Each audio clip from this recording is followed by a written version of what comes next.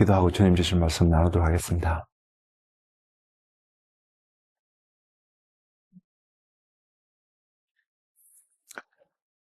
주의 음성을 듣기 위해 주님 우리가 이 자리에 모였습니다. 주님 말씀하시고 주의 음성을 듣게 하시고 주님을 보게 하시고 주님 안에 있는 신령의 모든 충만함이 우리에게 있음을 발견케 하시고 그 주님으로 말미암아 감사와 찬송의 삶이 되도록 성령님 이 시간 우리의 마음을 주장하시고 다스리셔서 하나님이 태초부터 계획하신 오늘의 그 계획들을 주님의 이름으로 말미암아 온전히 이루어지도록 역사하여 주시옵소서. 오기를 원합니다. 채워지기를 원합니다. 충만케 되기를 소망합니다. 예수님의 이름으로 기도드렸습니다. 아멘.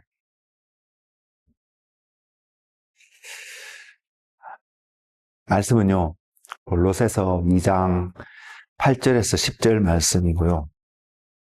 제가 제목을 신성의 모든 충만이라고 이렇게 붙이게 됐는데, 제목을 붙이고 좀 말씀을 준비해 놓고 보니까, 이런 부제를 또, 해도 되겠구나라는 감동이 있었습니다. 그래서 그 부제가 뭐냐면, 그리스도를 따름의 축복. 우리가 주님 선택은 우리가 했거든요. 주님이 우리를 먼저 사랑하셨지만 또한 우리가 주님을 사랑하지 않으면 주님과 우리는 아무 관계가 없기 때문에 우리는 지옥의 심판밖에는 우리에게 남겨질 수밖에 없는 그런 존재였는데 이곳에 있는 그 이유 하나만으로 저는 이 전제하에서 말씀을 진행하고자 합니다. 주님이 우리를 사랑하셨을 뿐만 아니라 우리도 주님을 사랑하기로 결정하고 이곳에서 함께 주님을 예배하고 있다고 말입니다. 그래서 주님을 사랑하기 때문에 주님을 따를 수밖에 없고 주님을 따르는 사람들에게 약속하고 계시는 하나님의 축복의 약속의 말씀을 오늘 좀 전하고자 하는데 주님이 우리의 눈을 여셔서 주님이 보이시고자 하시는 그 주님의 충만함을 맛볼 수 있는 은혜가 있기를 소망하고요. 그리고 주님의 그 음성이 들려져서 저와 여러분 삶 속에 그리스도의 충만함이 진짜로 넘쳐나는 그 은혜를 경험하기를 원합니다. 골로새서 2장 8절에서 10절 말씀인데요. 누가 철학과 헛된 속임수로 너희를 사로잡을까 주의하라. 이것은 사람의 전통과 세상의 초동학문을 따름이요 그리스도의 따름이 아니니라. 그 안에는 신성의 모든 충만이 육체로 거하시고 너희도 그 안에서 충만하여졌으니 그는 모든 통치자와 권세의 머리시라. 기억하고 계십시오. 그 안에는 누구요? 주님 안에는, 예수 그리스도 안에는 신성의 모든 충만이 육체로 거하시고, 왜 육체로 거하시면 예수님이라는 그분 자체가 우리에게 소개되어지기를 말씀이 육신이 되어진 자로 찾아오셨다라고 소개되어진 분이기 때문에요.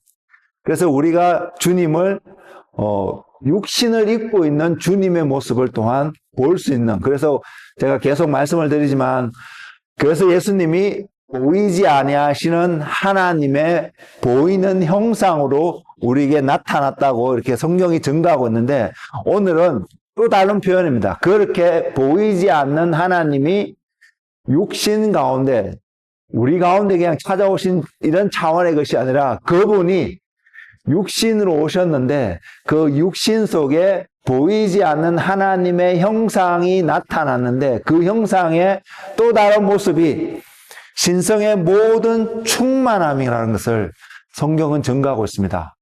그래서 저는 오늘 여러분에게 이 부분에서 조금 나누고자 합니다. 저도 아직 부족하고요. 주님께서 기름 붓고 은혜 주시지 않으면 저도 이것을 제대로 나눌 수 없는 것을 너무나 잘 알기 때문에 두렵고 떨림으로 주님을 의지하면서 보여주시는 만큼 우리가 이 조건에서 이것이 우리에게 확인되어지면 확인되어질수록 생각해 보십시오. 지금 그 안에는 신성의 모든 충만이 육체로 거하시고 예수님 안에, 그분 안에 그렇게 나타났음을 증가하고 있는데 이걸로 끝난 게 아닙니다. 그 다음 구절에 너희도 그 안에서 충만하여졌으니, 너희면 저와 여러분을 다 포함할 수 있잖아요. 그래서 우리는 지금 예수님을 믿는 자로서 이곳에 있다고 분명히 말씀할 수 있을 텐데, 그러면 우리도 동일하게 지금 너희도 그 안에서 충만하여졌으니 라고 이런 말씀이 우리에게 적용되어질 수 있습니다. 뒤에서 좀 설명을 하겠지만, 이야기는 하겠지만, 저와 여러분이 예수 그리스도를 바라보면서 주님을 생각하면서 그분이 이런 분이다라는 이야기를 듣고 또 말씀을 읽으면서 발견하면서, 맞아, 그분 안에는, 그리스도 안에는 신성의 모든 충만이 육체로 거하시고, 사도 요한은 그 충만하게 이런 것을 아버지의 독생자의 영광이고 은혜와 진리라고 표현을 했잖아요. 그분 안에 그게 다 들어있다는 것을 얼마든지 이해한다고 말할 수도 있고요. 우리의 인생 속에서 요만큼은 경험했다고 표현할 수 있는 경험들이 우리 안에 얼마든지 있을 수 있거든요. 왜? 그분은 예수님이시니까. 그분은 하나님이시니까. 그분은 지금 또 살아계셔서 하늘에서 우리를 지켜봐 주시고 우리를 위해서 중보하시고 다시 오실 그날을 위해서 준비하고 계신 그분이란 예수님에 대한 이야기를 솔직히 우리의 귀에 따갑도록 들어왔고요. 그래서 아는 바가 있기 때문에 그 아는 그 정도만 하더라도 우리는 그분은 그런 분이야 라고 인정할 수 있거든요. 근데 중요한 것은 그분만 그렇고 말면 우리에게는 아무 관계가 없을 수 있다는 것입니다. 근데 지금 그 다음 구절에 10절의 말씀에 너희도 그 안에서 충만하여졌으니, 우리는 여기에서 우리는 도전을 받을 수가 없습니다. 도전을 받을 수밖에 없습니다.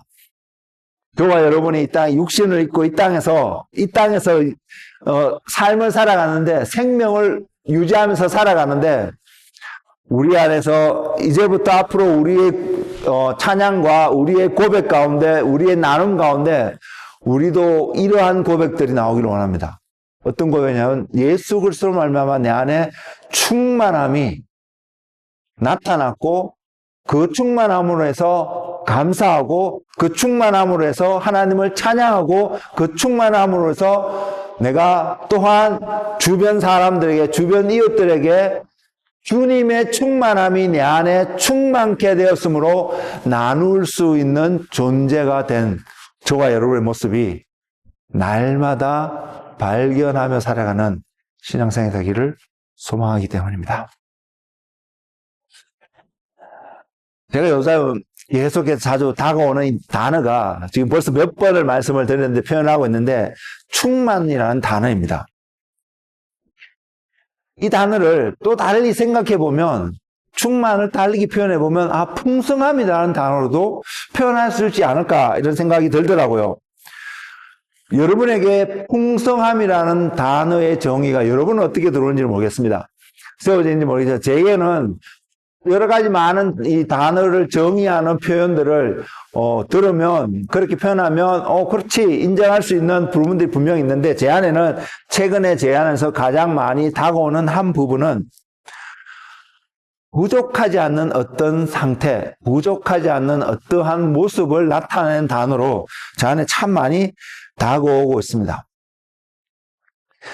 우리가 육신을 입고 이 땅에 살잖아요. 그리고 우리가 어떤 사회에 속해져 있고, 지금은 캐나다라는 땅 안에 또 저희가 살고 있는 지역에 와이럴스 유콘이라는 그 지역에 우리가 살아가고 있는데, 그래서 우리의 삶도 보지만 우리 주변의 삶들도 보고, 또 요즘은 인터넷이 더욱더 발달되어져서 세상이 곳곳에서 실시간으로 일어나는 일들을 계속해서 마음만 보면 얼마든지 그 이야기를 듣고 보고 생각해 볼 수 있는 수많은 어떤 리소스들이 우리 주변에 있습니다.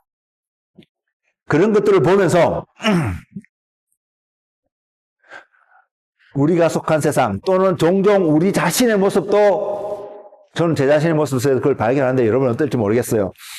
발견한다고 보는데 우리의 모습과 또한 세상에서 나타나는 어떤 모습들을 보면서 다양한 모습들 있잖아요. 그 중에서 이 풍성함과 관련돼서 이제 표현을 좀 드리면 나누지 않으려고 하는 어떤 모습들을 발견합니다. 그리고 더 나아가서는 다른 사람들이 가지고 있는 것을 내 소유로 만들고자 하는 여러 가지 모습들이 제 안에서 발견되었고요. 아마 여러분 안에도 분명히 발견될 것이고요. 세상 곳곳에서 그런 모습들이 발견되어지고 있습니다. 제가 지금 굉장히 제너럴하고 객관화시켜서 지금 표현을 하려고 하는데 조금 더 구체적으로 표현하면 이게 합법적일 수도 있고요. 불법적일 수도 있는데 나한테는 없어요. 나한테 없는데 내가 갖고 싶기 때문에 합법적으로 그것을 가지려고 하는 마음이 우리 안에도 있고요. 또 저와 여러분은 아닐 수는 있어요. 그러나 어떤 사람들의 모습들, 세상에 돌아가는 뉴스들을 보면 이건 누가 봐도 아니야. 이 잘못됐어. 라고 분명히 하는, 그래서 우리는 불법적이다라고 표현할 수 있는 어떤 모습들, 그 모습들 저희는 그것을 통해서라도 어떤 특정한 그룹들, 특정한 사람들이 자기에게 없잖아요. 또는 더 가지려고 다른 사람에게 있는 것을 불법이니까 뺏어가려고 한다고 표현할 수 있겠죠. 그러한 모습들이 우리는 세상에서 볼 수 있습니다. 들을 수 있습니다. 그럼 우리 안에서도 두 가지 모습이 늘 공존하고 있고 나타날 수 있다고 저는 생각합니다. 왜 그럴까요? 왜 우리에게 이런 모습이 생길 수밖에 없을까요? 물론 가장 단순하게 우리는 죄인이기 때문에, 우리는 죄 가운데 있기 때문에 맞는 말이죠. 전혀 부인할 수 없는 정확한 진리의 말씀일 수 있습니다.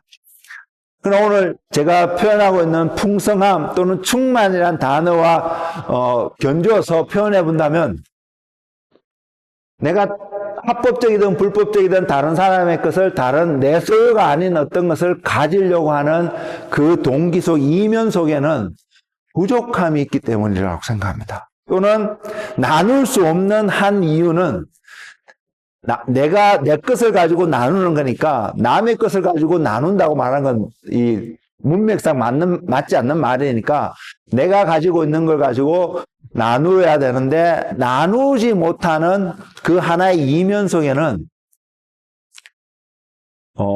갖고 있는 리소스가 충분하지 않다는 생각들이 있다는 것입니다. 이 충분하지 않다는, 그래서 나누지 못하는 그래서 나타나는 우리의 감정적인 표현이 두렵다는 것입니다.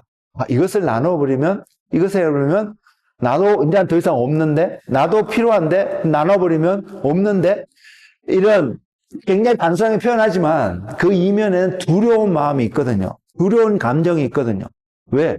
없어지니까, 더 이상 존재하지 않으니까. 하지만 반대로 생각해 보십시오.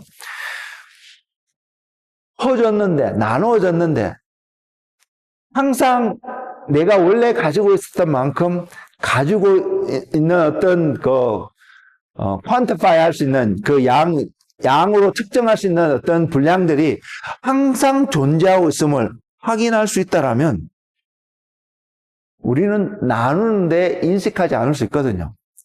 물론 사람의 마음 따라 욕심이 있는 사람은 그래서 또 나누지 못할 수도 있습니다. 그러나 가장 일반적으로 생각해 보면 부족하지 않다는 것이 확인되어지면 확인되어질수록, 또는 그 부족함이 뭔지를 전혀 모르는 어떤 사람의 모습이라면 우리는 얼마든지 주저하지 않고 나눌 수 있지 않을까요? 이런 일들이 개인의 삶뿐만 아니라 지금 세상을 보면 국가 간에도 일어납니다. 합법적인 것은 무역을 한다든지 서로 주고받고 있는, 사고 팔고 하는 어떤 모습들이 있다면, 불법적인 어떤 모습은 전쟁을 일으키는 것입니다. 19세기, 20세기 초반에 세계가 전쟁을 많이 했는데 1차, 2차 대전 이런 거 말고도 지역별로 전쟁을 많이 했는데 영국이나 프랑스, 스페인이나 이런 나라들 중심으로 그때 무기며 모든 것들이 강대국으로 있던 그 나라들이 아시아나 아프리카나 이런 남미에 이쪽으로 많이 나가서 때로는 무역하자는 이름으로 그 나라를 총칼로 짓밟고 이렇게 했거든요. 그 이유가 그 나라에 있는 천연자원이라든지 그 나라에 있는 귀중하다고 생각하는 어떤 것들을 자기들 것으로 가져가기 위해서 때로는 무역이라는 이름으로 때로는 힘으로 그러한 시대가 있었고 지금 또 동일하게 저와 여러분 뉴스를 보면 얼마든지 그런 일을 하고 있습니다. 그것이 지금 우리가 살아가고 있는 세상의 모습인데 왜 그럴까? 왜 이렇게 해야 될까 생각했을 때 딱 한 가지, 여러 가지 많은 이유들을 보는 관점과 시대나 생각의 어떤 그에 따라서 달리 표현할 수 있겠지만 갖고자 하는, 소유하기를 원하는, 또한 그것을 갖고 누리기를 원하는 어떤 것들이 제한되어져 있다는 것입니다. 모든 사람이 나누기에는 충분하지 않다라고 생각하는 우리의 생각의 이면, 그 이면엔 두려움이라고 표현을 드렸는데 그런 부분이 있다라는 것입니다.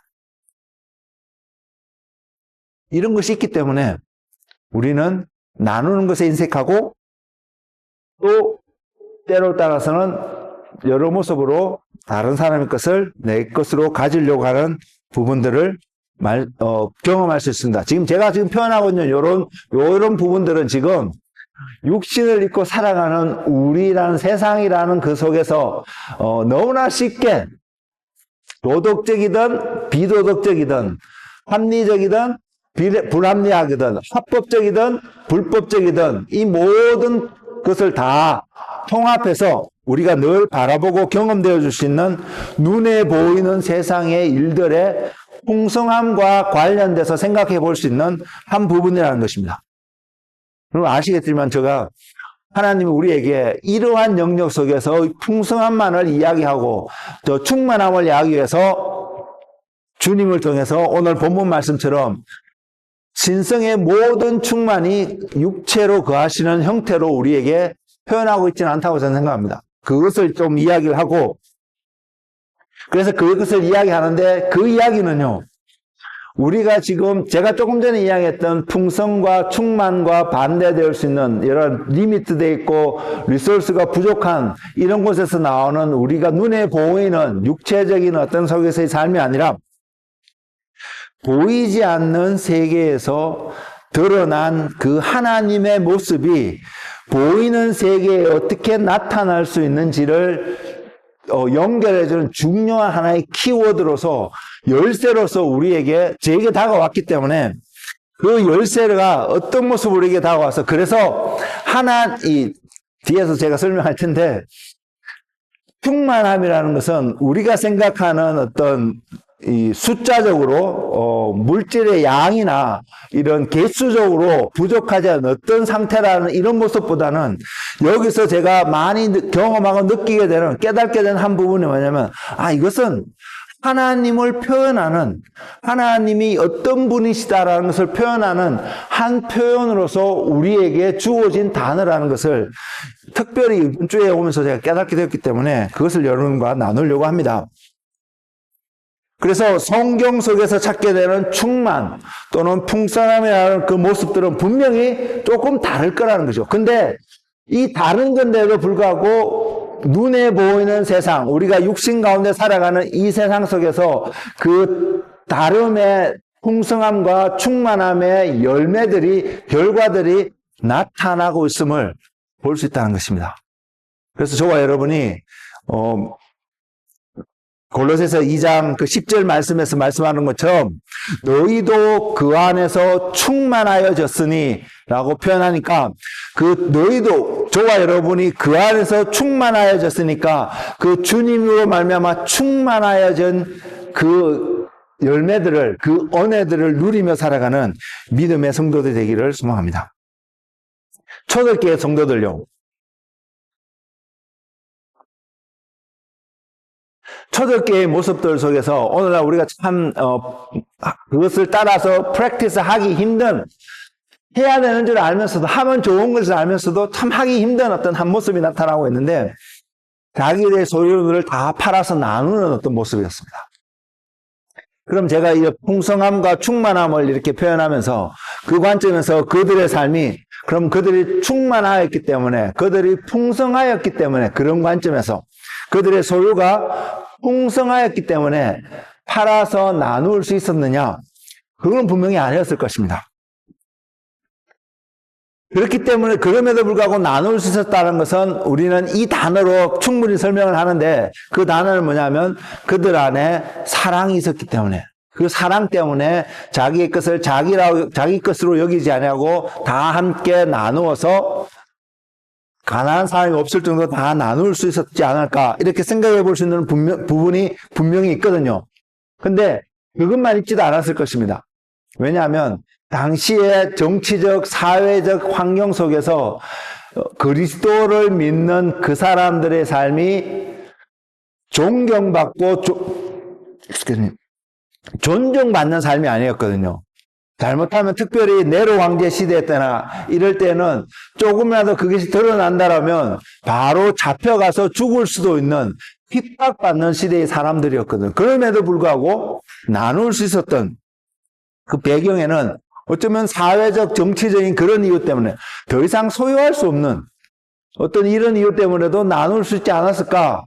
그래서 우리 시대하고는 또 다른 차원의 그런 풍성한 나눔을, 상황이 정치적으로, 사회적으로 그러했음에도 불구하고 그런 것을 주님이 이용하셔서 사람들로 하여금 함께 나누는 기쁨들을 누릴 수 있도록 또한 하지 않았을까라는 이러한 역사적인 관점에서 바라보는 그런 논평들도 있더라고요. 그래서 좀 소개를 드리면서, 어쨌든 그들의 삶은 우리가 지금 하지 못하는 것보다는 이유가 어디였든 더 많이 나누고, 그래서 더 많이 그들 안에, 그 공동체 안에서 풍성함을 누릴 수 있었다는 것을 우리는 동시에 볼 수 있습니다.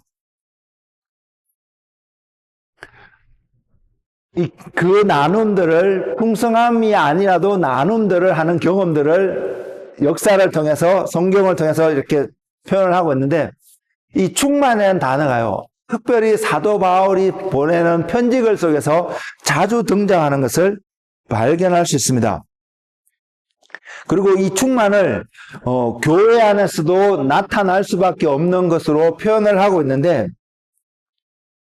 제가 조금 전에 말씀드린 것처럼 이 교회 안에서 충만함이 나타나는 것은, 교회 쉬운 예로 뭐 재정이 엄청나게 많거나 또는 사람이 엄청나게 많거나 뭐 이렇게 해서 풍성해서 무엇이든지 할 수 있는 세상의 관점으로 그러한 리소스들이 많은 이런 모습들도 분명히 있을 수는 있겠지만, 마지막 시대에 교회가 이러한 역할을 또한 감당하게 될 거라고 저는 믿습니다.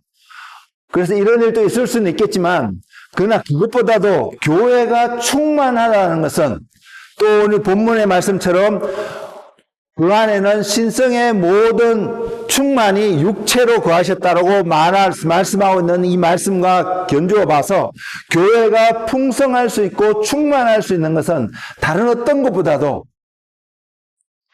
교회는 이것으로 충만해야 됩니다. 이것이라 표현하니까 좀 불경스러운 느낌이 드는데요. 그건 뭐냐면, 하나님 그분 자신으로 우리는 충만해야 합니다.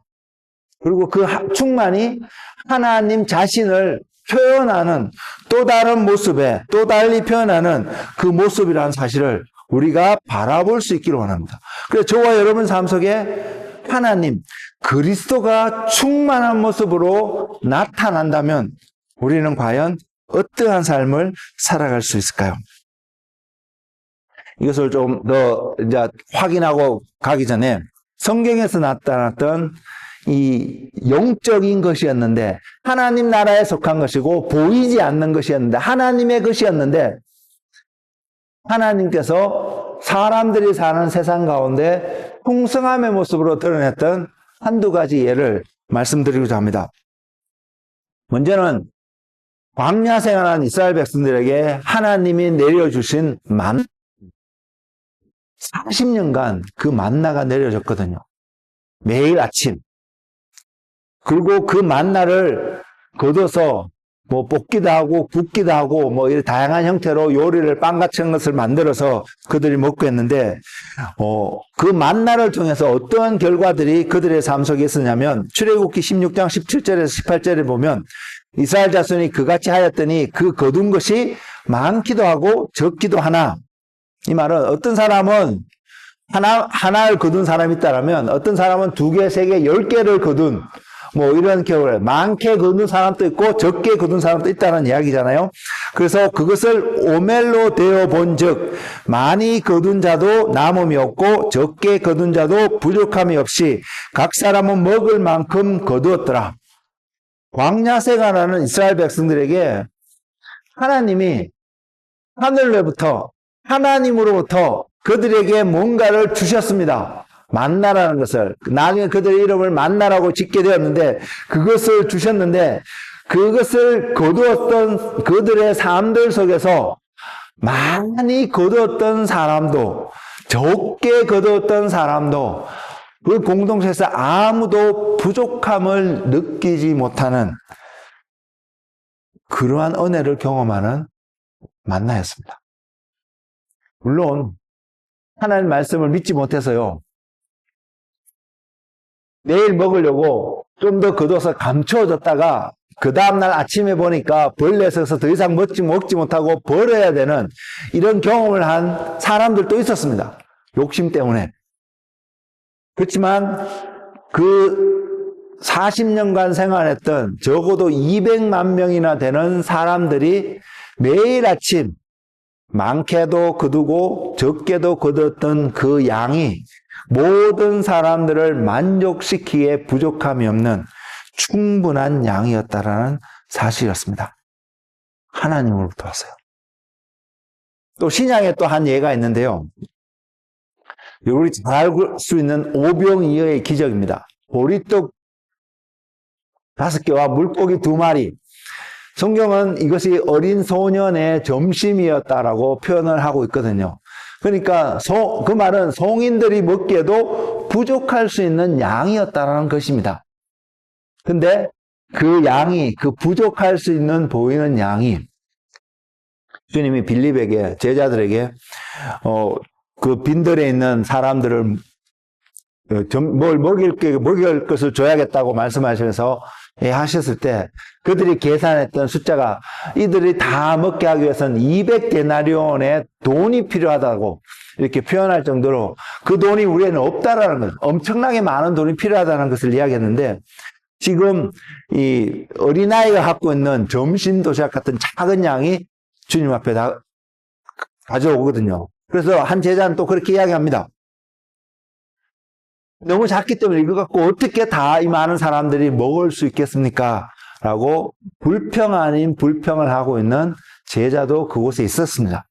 근데 주님이 그 어린아이가 준 물고기 2마리와 보리떡 5개를 가지고 하나님께 감사 기도를 하고 사람들에게 나눠줬습니다. 출애굽기에 있었던 그 만나의 이야기 똑같은 원리가 이 상황 속에 적용이 되어지면 모든 사람이 배부르게 먹었다라고 끝날 수 있는 그 스토리가요, 신약에 와서는 모든 사람이 배부르게 먹었습니다. 성경에 기록하고 있는 숫자는 남자만 그래서 5,000명이랐다고 그렇게 표현하고 있거든요. 그러니까 어린아이도 자기 도시락을 드렸으니까 어린아이도 많이 있었을 것이고 남자뿐만 아니라 여자도 그곳에 많이 있었을 것이니까 정확하게 몇 명인지는 알 수는 없지만 남자만 장정만 5,000명이 배불리게 먹었고요.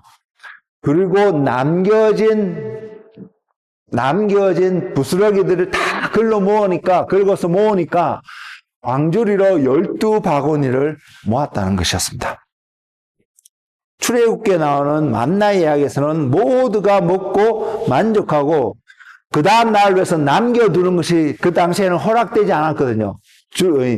주일날만 빼고 안식일을 지키기 위해서 이틀치 분량을 거두는 그 날만 빼고 안식일이 토요일이었으니까 그러니까 금요일날 아침에 이틀치 분량으로 거두는 그 날만을 제외하고는 매일 하루에 충분한 부족하지 않는 양만을 하나님이 공급하시고 나머지는 다 제거하시는 어떤 모습들을 볼 수 있었다면, 신약에 와서는 적은 양이었는데 하나님께 드려지고 나니까 그것이 모두가 먹고 12바구니나 되는 바구니를 남길 수 있는 풍성함이 예수 그리스도를 통하여서 나타났음을 볼 수 있습니다. 물론 사람들은요, 그래서 배불리 먹었으니까 그 예수님을 왕으로 세우려고 하고, 그래서 예수님을 높이려고 하는 그런 모습들이 있었지만, 어쨌든 그리스도를 통하여서 신성의 모든 충만이 육체로 거하신 예수 그리스도로 말미암아 그때의 고시대에 있었던 사람들에게 만족할 만한 일들이 일어났음을 성경은 분명히 기록하고 있습니다. 근데 다시 우리에게 주신 본문 말씀으로 들어가서, 이것은 제가 지금 드린 것은 우리가 쉽게 경험할 수 있는 충만함이 우리에게 나타났을 때 표현되어지는, 드러나게 되는 어떤 한 모습으로 성경에는 예들을 말씀을 드린 것이고요. 골로새서 2장 9절 10절 말씀을 다시 한번 읽어드리면, 그 안에는 신성의 모든 충만이 육체로 거하시고 너희도 그 안에서 충만하여졌으니, 그러면서 하는 이야기가, 그는 모든 통치자와 권세의 머리시라. 충만함이라는 그 단어가 하나님이 어떤 분이신가, 그리스도가 어떠한 분이신가를 드러내는 단어거든요. 그렇기 때문에 제가 이것을 설명하기 위해서 요한복음 5장의 내용들을 조금 인용해서 여러분에게 설명을 드릴 텐데, 그 주님이, 그 충만하신, 신성의 모든 충만한 것이 육체로 거하신 그 주님이 우리도 또한 그 안에서 충만하여지니까 어떠한 모습으로 드러났냐면, 그가 그 안에서 충만해진 우리에게 표현되어진 한 모습이, 그는 통치자와 권세의 머리라는 사실입니다. 주님이, 다르게 표현하면요, 주님이 저와 여러분의 통치자가 되시고, 주님이 저와 여러분의 권세자가 되시고, 주님이 저와 여러분의 머리가 되시는 그 순간, 우리는 이 풍성함과 충만함을 경험하는 삶을 살아갈 수 있다라는 것입니다. 그렇게 살아가는 것이 마땅하다는 것입니다. 그것을 사도 요한이 그 예수님을 보니까, 신성의 모든 충만이 육체로 거하신 그 예수님을 보니까, 육체로 거하는 그것이 바로 말씀이 육신이 되어지는 거잖아요. 그래서 거하신 것을, 그 예수님을 바라보니까, 사도 바울이 충만이라고 표현했던 그 단어가 사도 요한의 눈에서는 어떻게 표현이 되어지냐면, 아버지의 독생자의 영광이고, 그것이 또 어떻게 표현되냐면 은혜와 진리가 풍성하다는, 충만하였다는 것을 분명히 나타내고 있는 말씀입니다. 주님 안에 그게 있다는 것입니다. 그래서 근데 저와 여러분이 그 주님 안에 있어서 그 풍성함을 함께 누리는 자가 된다면, 우리는 은혜와 진리가 충만한 본질은 아니지만 은혜와 진리가 충만하신 그 주님의 은혜와 진리를 경험하며 살아가는 자이라는 것입니다. 그 삶이 여러분 가운데 있으시나요? 내가 신앙생활을 하고 있습니다. 믿음 생활을 하고 있습니다. 그 생활을 하고 있는데, 그 믿음 생활을 하는 여정 속에서 그리스도로 인해서 내 삶에, 적어도 이렇게 볼 수 있습니다. 옆 사람과 비교하면 그 충만의 정도가 다를 수 있습니다. 근데 내가 그리스도를 몰랐을 때, 제대로 알지 못하였을 때 살아갔던 삶의 모습 속에서, 그리스도를 알게 된 어떤 삶의 모습 속에 들어왔을 때 나타나는 여러분의 모습이 충만하지 않다라고 말할 수 있을까요? 그리스도가 여러분 삶 속에 나타나는 것만큼, 그분 자체는 절대적인 충만함이 그분 안에 있겠지만, 그분이 우리에게 머리가 되시는 분이고 우리가 그분의 몸이 된다고 그랬잖아요. 그래서 그분과 우리의 관계가 이 어떠한 모습으로 드러나느냐에 따라서 이렇게 표현할 수도 있습니다. 우리의 믿음의 분량이, 우리가 그분과 동행하는 동행의 그 분량이 어떻게 나타나느냐에 따라서 우리가 경험할 수 있는 그분을 통한 충만의 모습이 조금 다르게 표현될 수 있다는 사실을요. 그러나 그분을 알지 못했던 과거의 시점과 그분을 알고 알아가고 동행하는 그 시점에서 바라봤을 때, 그 시점과 이 시점을 바라봤을 때 우리는 내가 예수 그리스도로 인해서 풍성함을 누리고 있구나 표현할 수 있습니다. 저는 제가 이 표현을 하면서 부인할 수 없습니다. 제 삶에. 눈으로 겉으로 드러나는 모습뿐만 아니라 보이지 않는 영역 속에서도 제가 주님을 제대로 몰랐던 과거의 삶과 그때보다는 조금 더 알고 있는 지금의 삶 속에서 나타나는 충만함과 풍성함은 그리스도로 말미암아 나타나는 이 은혜는 부인할 수가 없거든요. 여러분, 그런 여러분의 모습을 발견하시냐고 질문 드리고 있습니다. 이 말씀을 묵상하면서 바라보면서 그러면서 내가 과거에도 예수님을 모른다고 말할 수는 없었을 텐데 근데 과거와 지금과 너무나도 다른 그런 주님 안에서 나오는 주님 때문에 발견할 수 있고 고백할 수 있는 풍성함이 충만함이 나타나는 그 이유는 예수님이 나의 주인이 되셨구나. 예수님이 나의 임금이 되셨구나. 예수님이 나의 머리가 되셨구나를 확인하면 확인할수록 그 깊이가, 그 넓이가, 그 높이가 깨달아지면 깨달아질수록 내게 주신 주님의 풍성한 은혜와 충만하심이 감격스러울 정도로 감사하고 넘치다는 것이죠. 그래서 사도 바울은 이 관계를 에베소에 보낸 편지를 써서 동일하게 이야기하고 있습니다. 뭐라고 하냐면 에베소서 1장 22절 23절 했어요. 또 만물을 그의 발 아래 복종하게 하시고 그를 만물 위에 교회의 머리로 삼으셨느니라. 교회는 그의 몸이니 만물 안에서 만물을 충만케 하시는 이의 충만함이니라. 충만의 본질은 예수님인데 그 충만의 본질의 그 은혜를 어떻게 보면 열매를 먹는 그 결과의 그 기쁨을 누리는 존재는 교회라는 사실을 성경은 이야기하고 있고 그래서 그 교회가 주님의 몸으로서 세워져 가고 있음을 그 목적을 위해서 주님이 우리에게 이 계획들을 보이시고 인도하고 계심을 교회는 충분히 분명히 성경은 분명히 이야기하고 있음을 볼 수 있는 은혜가 여러분 가운데 있기를 원합니다. 결국은 저는 여러분의 이런 도전을 드리고 싶습니다. 주님 위에 있는 그 본질적인 충만함이 풍성함이 내 삶 속에서 경험하기를 원한다면 우리 안에서는 무엇이 정립되어지냐면 그리스도가 나의 머리가 되어져 있는 그 관계가 세워져야 한다는 사실입니다. 여러분 그런 신앙생활을 하고 계시나요? 주님은 우리에게 축복을 주시는 분이십니다.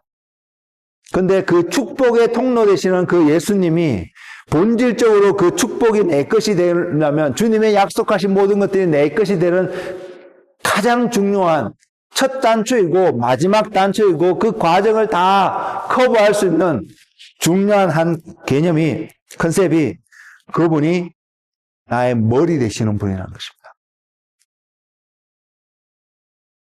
여러분 우리가 좋아하는 성경에 있는 많은 말씀들 중에 시편 91편 말씀 있잖아요. 그 내용을 보면 밤에 찾아오는 공포가 있다도 전혀 두렵지 않고 낮에 다가오는 화살이 와도 염려가 되지 않고 어두울 때 퍼지는 전염병이 와도 전혀 두렵고 걱정이 전혀 안 되고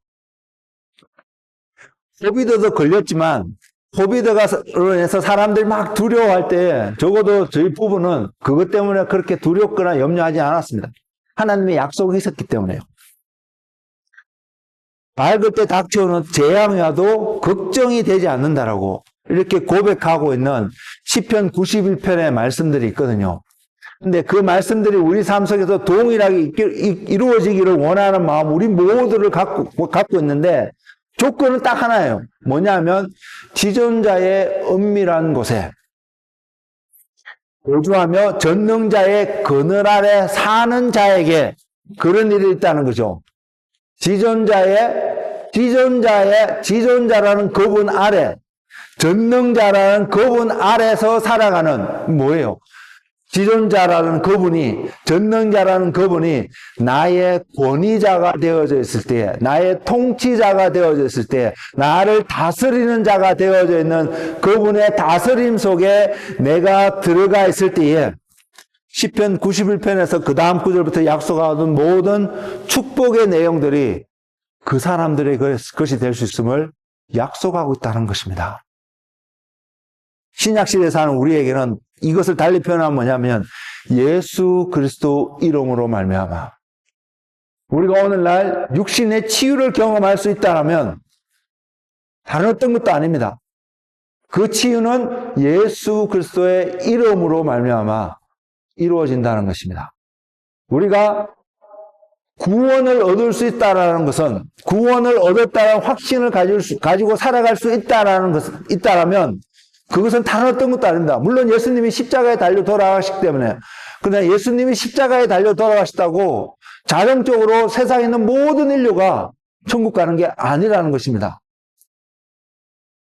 조건이 있잖아요.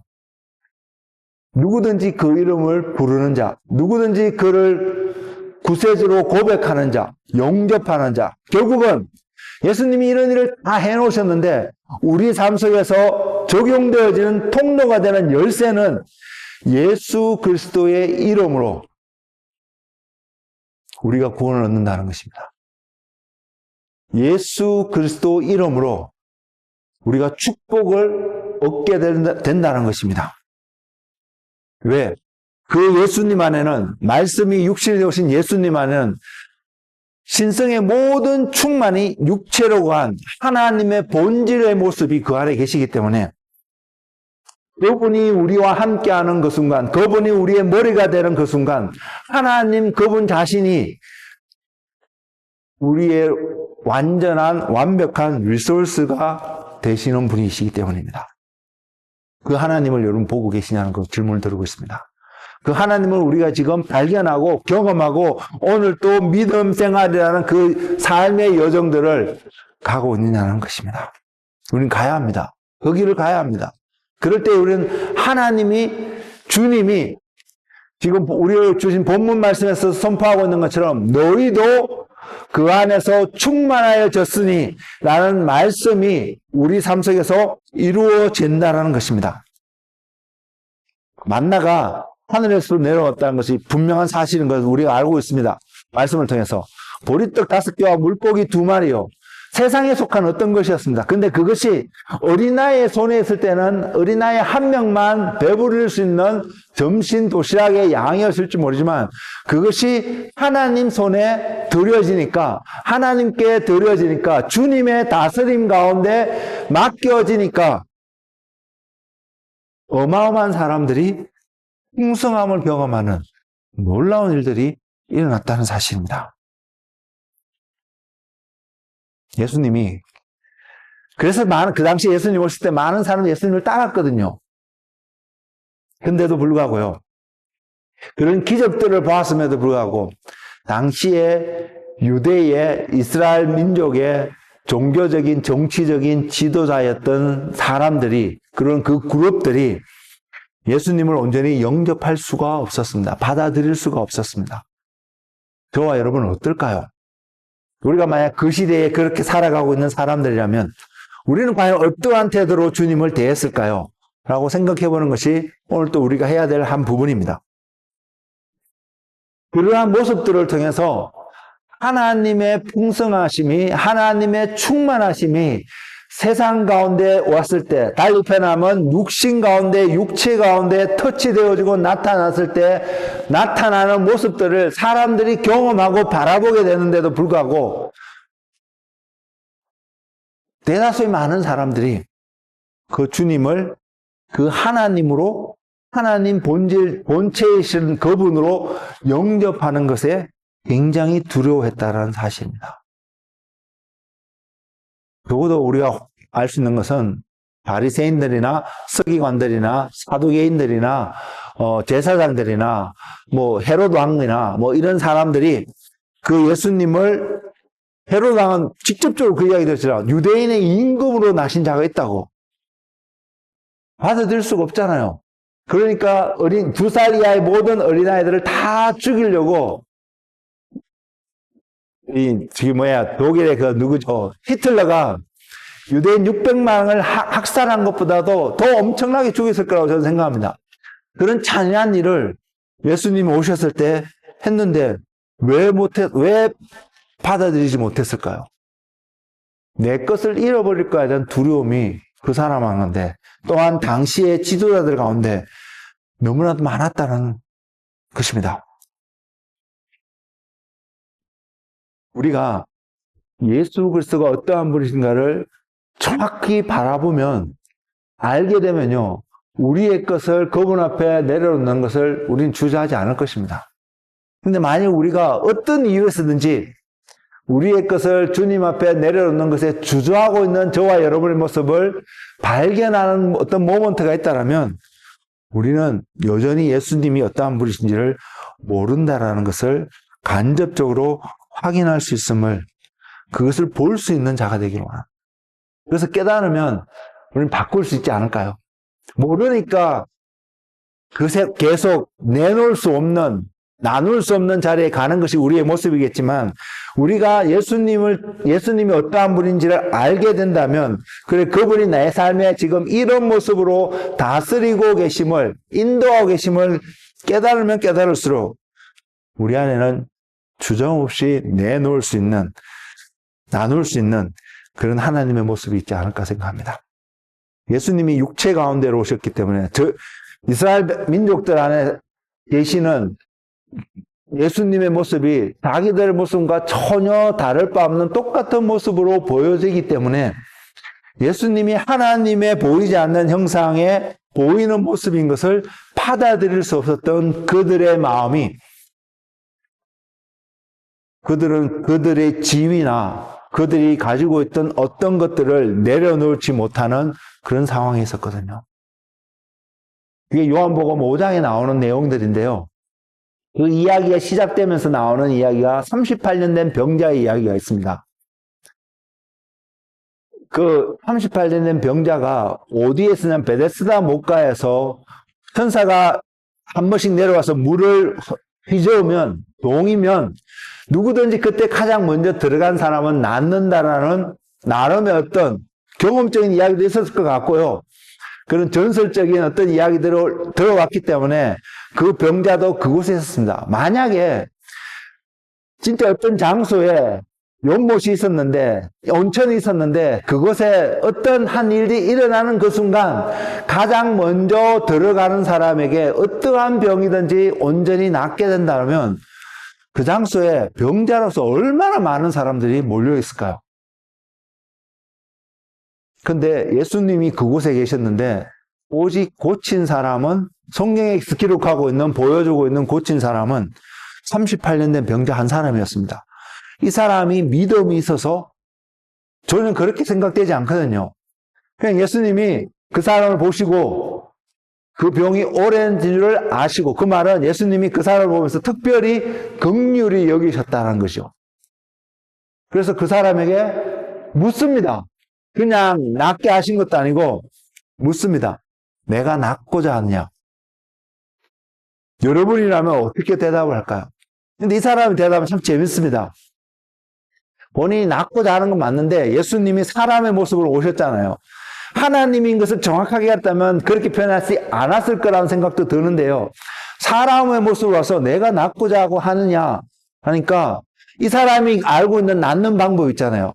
천사가 물을 동일 때 가장 먼저 들어가면 된다 라고 했던, 어떻게 보면 전통적인 가르쳐왔던 어떤 방식들, 종교 생활을 하면서 이렇게 살아가면 바른 신앙생활이야 생각했던 어떤 방식들 틀리지 않거든요. 분명 그때에 들어가게 되면 분명히 치유가 되었을 것입니다. 근데 그 생각에 사로잡혀 있던 그 38년 된 병자는 주님 앞에 그렇게 이야기합니다. 이러면 내가 나을 수 있는데 아무도 나를 그곳에 데려다 주지 않습니다. 그래서 나는 나을 수가 없다라는 자포자기한 어떤 고백을 주님께 하고 있는 병자의 모습을. 그래서 주님이 다른 말도 하지 않습니다. 일어나서 내 것을 가지고 가라고 하는 겁니다. 그래서 그 사람이 갔다는 것이죠. 나았다는 것이죠. 물론 거기에 또 다른 이야기들이 첨부되어져 있습니다. 근데 그 이야기를 듣고 보았던 당시의 유대인들 또한 지도자들이 예수님을 정죄하기 시작하고 미워하기 시작했습니다. 왜? 이 사람이 병을 고친 그날이 안식일이었다는 것이고요. 그리고 또 보면 예수님이 하나님 아버지와 동등됨으로 표현하고 있는 모습들이 그 사람들로 하여금 불편하게 만들었다는 것을 성경은 이야기하고 있기 때문에요. 요한복음 5장 19절에서 23절을 읽어드릴 텐데 한번 들어보시기 바랍니다. 그러므로 예수께서 그들에게 이르시되 내가 진실로 진실로 너희에게 이르노니 아들이 아버지께서 하시는 일을 보지 않고는 아무것도 스스로 할 수 없나니 아버지께서 행하시는 그것을 아들도 그와 같이 행하느니라. 아버지께서 아들을 사랑하사 자기가 행하시는 것을 다 아들에게 보이시고 또 그보다 더 큰 일을 보이사 너희로 놀랍게 여기게 하시리라. 아버지께서 죽은 자들을 일으켜 살리심 같이 아들도 자기가 원하는 자들을 살리느니라. 아버지께서 아무도 심판하지 아니하시고 심판을 다 아들에게 맡기셨으니 이는 모든 사람으로 아버지를 공경하는 것 같이 아들을 공경하게 하려 함이라. 아들을 공경하지 아니하는 자는 그를 보내신 아버지도 공경하지 아니하느니라. 이 말씀을 통해서요, 사람들이 예수님께 해야 될 한 가지 어떤 부분이 있다면 하나님을 공경한다고 인정하는 부분 있잖아요. 우리가 하나님을 믿는다고 말하면 하나님이 보내신 예수님 또한 공경하고 경외하고 받아들이고 영접해야 되는 것을 사람들에게 기대하고 있는 주님의 마음이 그곳에 있거든요. 근데 주님이 여기서 무엇을 설명하냐면 하나님 아버지께서 아들인 예수 그리스도께 심판의 권한, 다스림의 모든 권한을 위임하셨기 때문에 아들이신 주님이 그 위임된 권한에 따라서 이런 일들을 행하고 있음을 드러내고 있는 것이거든요. 그래서 그들에게 또한 나타난 것이 지금 그 상황 속에서는 38년 된 병자가 고침을 받았다는 것입니다. 그들이 알고 있는 방법과 전통 속에서는 천사가 물을 동일 때 가장 먼저 들어가는 그 방법이어야 되는데 본체이신 하나님의 본질이신 주님이 오셔서 그 방법이 아닌 주님의 말씀으로 주님의 다스리심으로 그것을 회복하기 때문에 그 주님의 풍성함이 그 사람에게 그 사회에 드러났다라고 분명히 말할 수 있지 않을까요?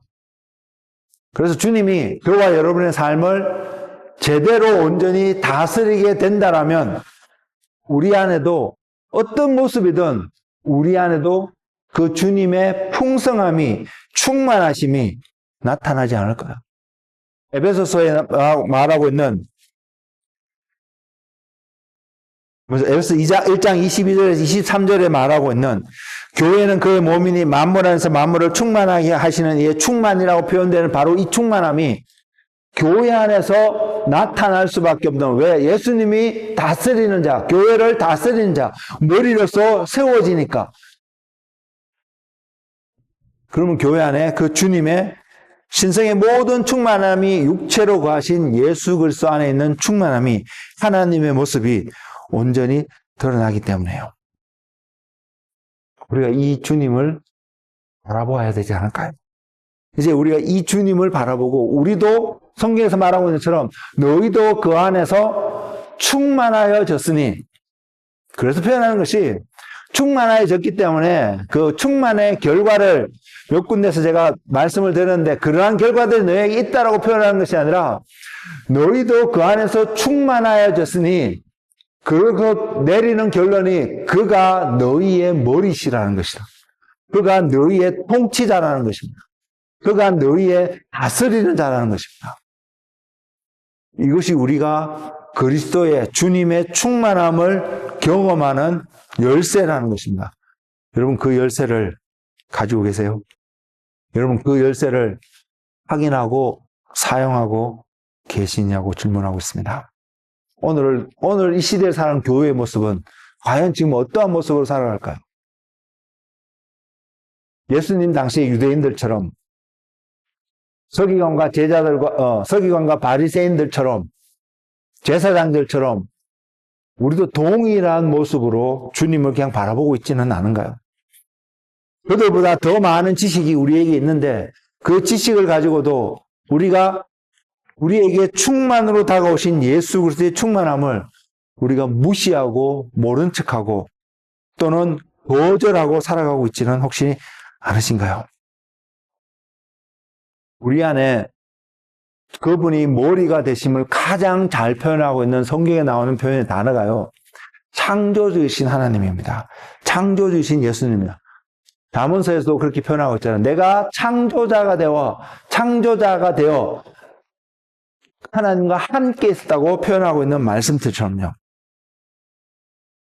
그래서 우리가 그 예수님을 보게 되면, 그 예수님을 알게 되면 우리의 삶에는 이런 일들을 생각할 수밖에 없습니다. 바라볼 수밖에 없습니다. 어떤 일이냐면 골로새서 2장 20절에서 3장 1절에 있는 말씀입니다. 너희가 세상의 초등학문에서 그리스도와 함께 죽었거든 어찌하여 세상에 사는 것과 같이 규례에 순종하느냐.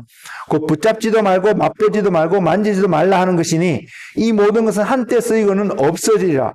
사람의 명령과 가르침을 따르느냐. 여기서 말하는 사람의 명령과 가르침은 당시에 그 믿는 성도들에게 났던 유대의 어떤 전통이라든가 그러한 소위 오늘날 표현하면 교단의 가르침이라든가 이게 다 잘못된 게 아니거든요. 근데 그거보다도 우선시 되어야 될 어떤 태도가 있다는 것을 이야기하고 있다는 것입니다.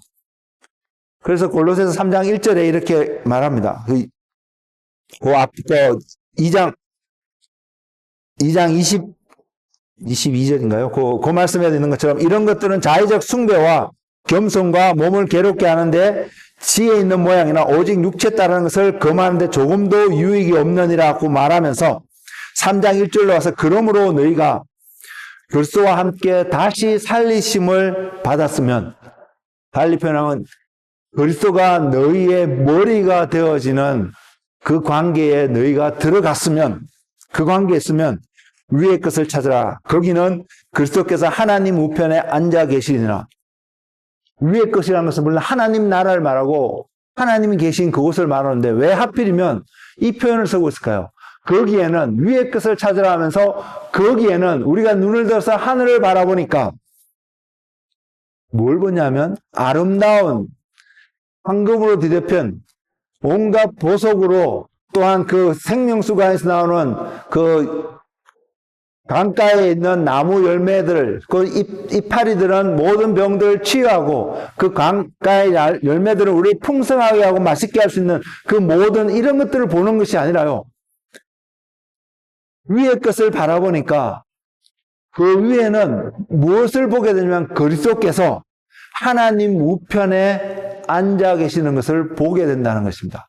그 말은 주님이 하나님과 다스리는 자로 그곳에 계심을, 결국은 우리가 위의 것을 바라본다는 것은 하나님이 예수 그리스도가 저와 여러분의 삶을 다스리는 자로 통치하시는 분으로 너희가 이 땅에서 육신 가운데 살아간 삶에 그렇게 헌신되어지고 그 말씀에 순종하는 삶을 살아가야 된다는 것을 이야기하고 있다는 것입니다.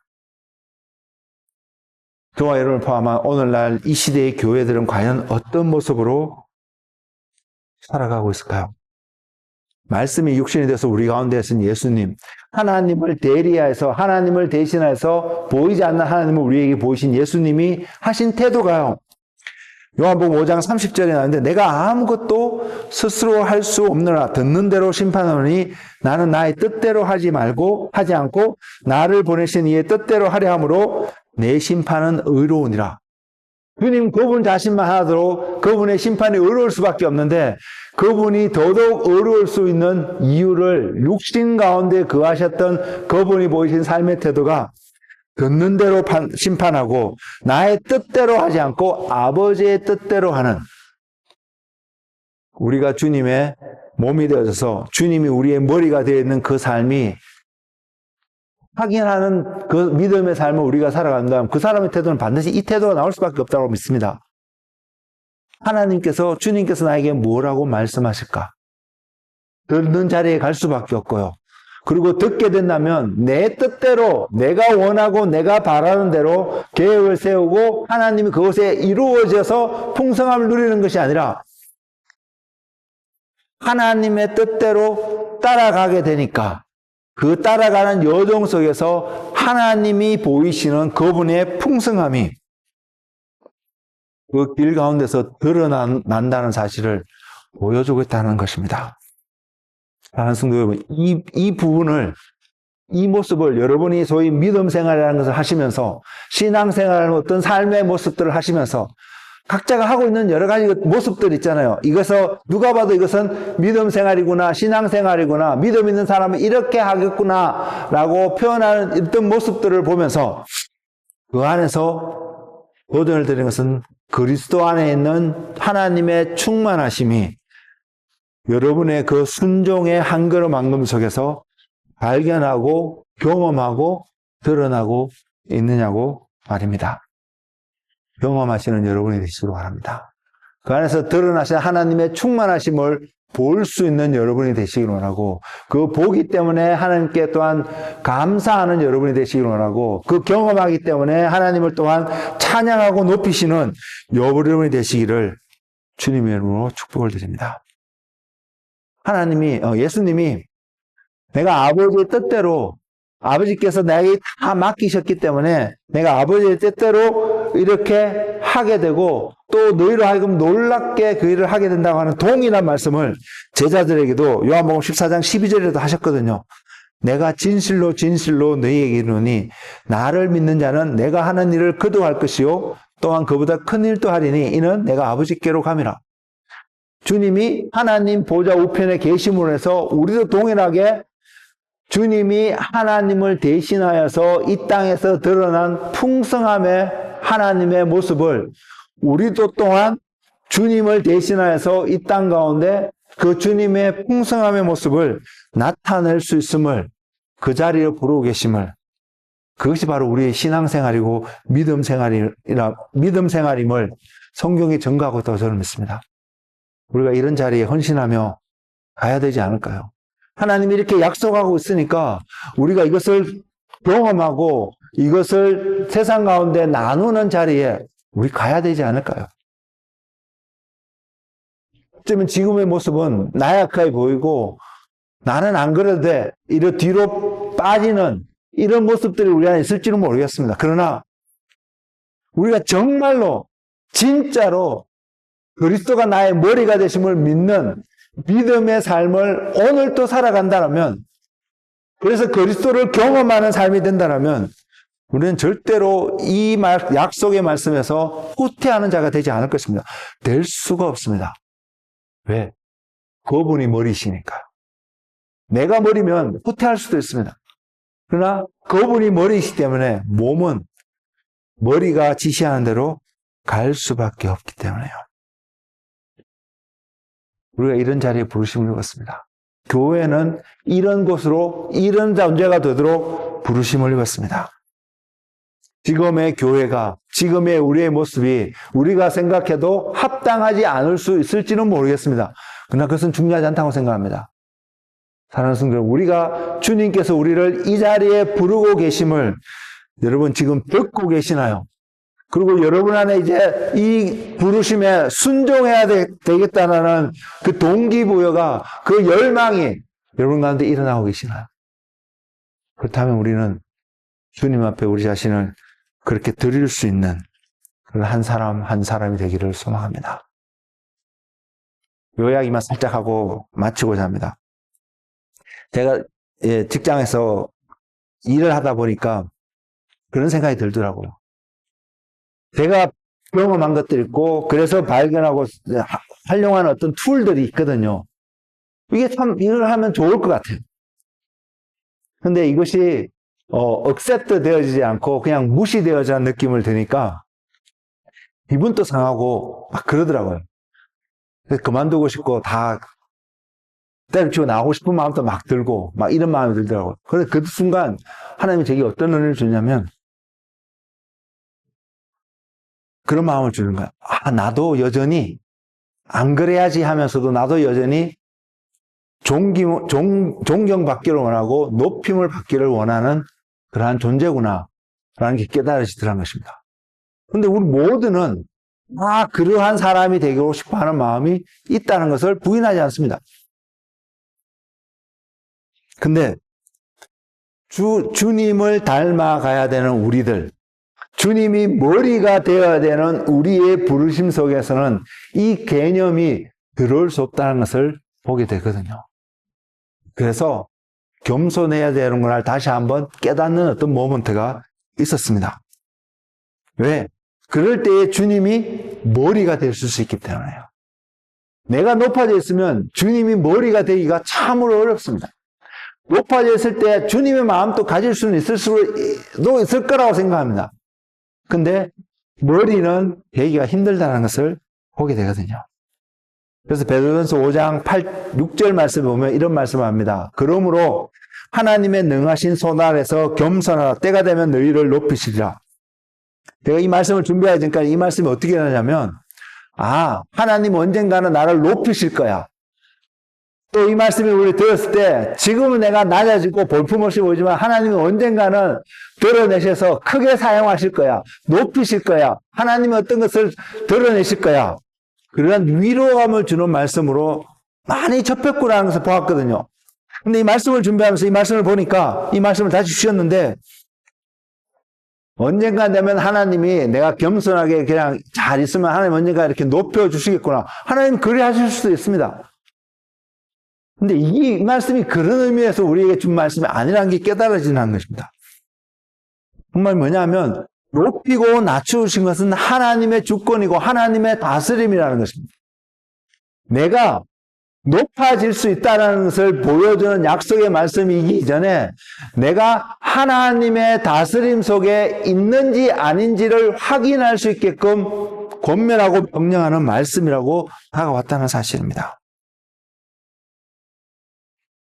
사랑하는 성도 여러분, 우리 주님의 다스림 속에 거하는 그러한 주님의 사람들이 되기를 소망합니다. 토기장이가 어떤 토기는 귀하게 쓸 것을, 어떤 토기는 천하게 쓸 것을 목적을 갖고 만들어서 사용합니다. 토기의 입장에서는 그 목적에 맞게 사용되어지면 이 토기는 만족해야 되는 것이 당연한 수순입니다. 논리잖아요. 근데 토기라고 말하는 우리는 항상 귀하게 쓰임을 받기를 원하는 마음을 가지고 있다는 것입니다. 아니요. 물론 우리를 깨끗하게 하면 하나님이 귀하게 소중한 것을 담는 것으로 사용 또 하실 것입니다. 그러나 우리가 깨끗함이 하나님이 우리를 그렇게 어쩔 수 없이 사용하셔야 되는 그분이 아니라 하나님의 다스리심이 그 다스림 속에서 저와 여러분의 부르심의 목적대로 우리를 사용하시는 하나님의 다스림 속에 오늘 또 머물고 살아가는 믿음의 생활, 신앙의 생활을 할 때 우리는 하나님의 주님의 풍성하심을, 충만하심을 경험할 수 있다는 것입니다.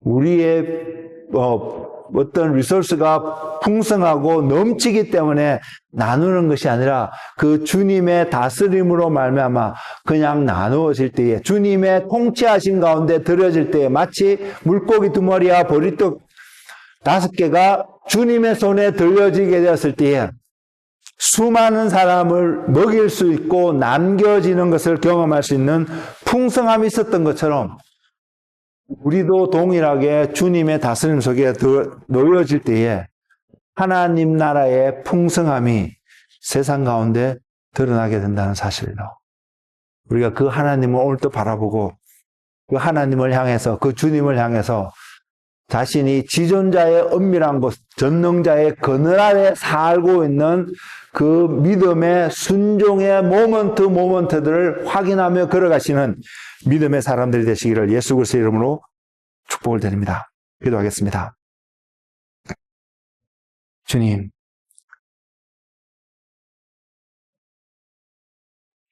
우리가 옷값을 깃들이고 주님의 존귀하신 충만함으로 체험을 입는 은혜를 알게 하여 주시고 깨닫게 하여 주시고, 그래서 우리의 옷값을 유저함 없이 깨트릴 수 있는 주님의 사람들, 주님의 몸이 되게 하여 주시옵소서.